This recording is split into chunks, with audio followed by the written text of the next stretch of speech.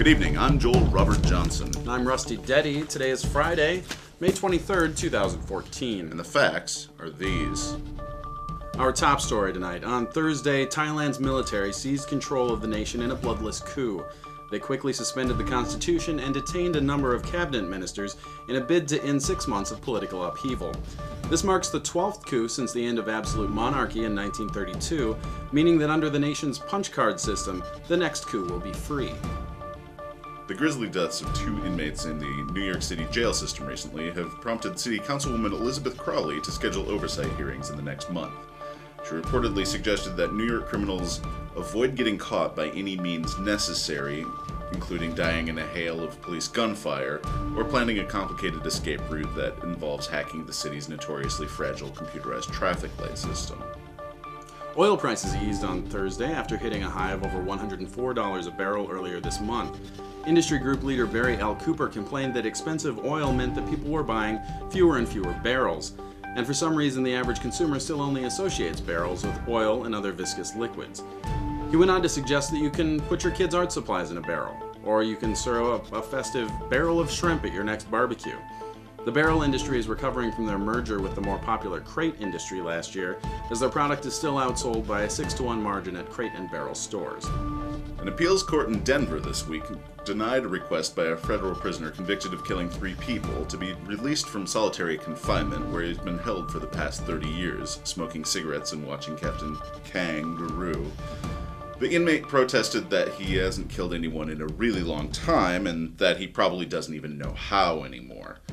But the court was unmoved, noting that when he was in charge of the warden's plants a few months back, he'd killed 3 ficuses and a fern. He's still a killer. In science news this week, engineers at the University of Texas in Austin have announced that they've created the world's smallest motor. The tiny motor, over 500 times smaller than a grain of salt, will be used to power nanorobotics that could one day perform hundreds of different functions, such as coursing through the human body to fight disease and repair damage from aging.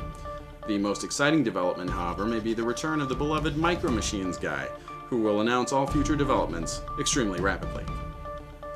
The United Nations Security Council this week has approved sanctions against the Nigerian extremist group Boko Haram. Officials with the UN have stated that they wanted to believe that everything was just a hilarious madcap misunderstanding and that the Islamist terrorist organization was just a hilariously bumbling fraternity trying to raise money to save a rec center and going about it in all the wrong ways. The statement went on to express concern that perhaps Kim Jong-un may not actually be a major nerd who constantly tries complicated schemes to finally lose his virginity, and was actually a dangerous dictator, which is a major bummer. In a major blow to the self-esteem of millions this week, Facebook has announced that new users will have privacy settings automatically set at friends only. The new users were hoping that Facebook saw them as something more than friends, but admitted that perhaps they were a bit timid when approaching the social media giant. In related news, Twitter has announced that it would be fine with being friends with benefits with its users, provided it has had a few glasses of sangria beforehand. And in entertainment news this week, moviegoers will be excited to know that the sequel to 2013's Man of Steel will finally settle the debate over who would win in a fight between Batman and Superman. In related development, Warner Brothers Studios has announced that they'll be filming a monkey versus a lion, but the monkey has a knife movie, and an as-of-yet unnamed project that will definitively prove who would win in a no-holds-barred Royal Rumble between all 9 Supreme Court justices. Looking forward to those. In corrections this week, we'd like to clarify a story we ran earlier in which we misidentified the growing intergalactic threat as Robo-Hitler. The correct name of this villain is Super Hitler. We regret the error. And the facts were those. There comes a time in every man's life, and that time is now.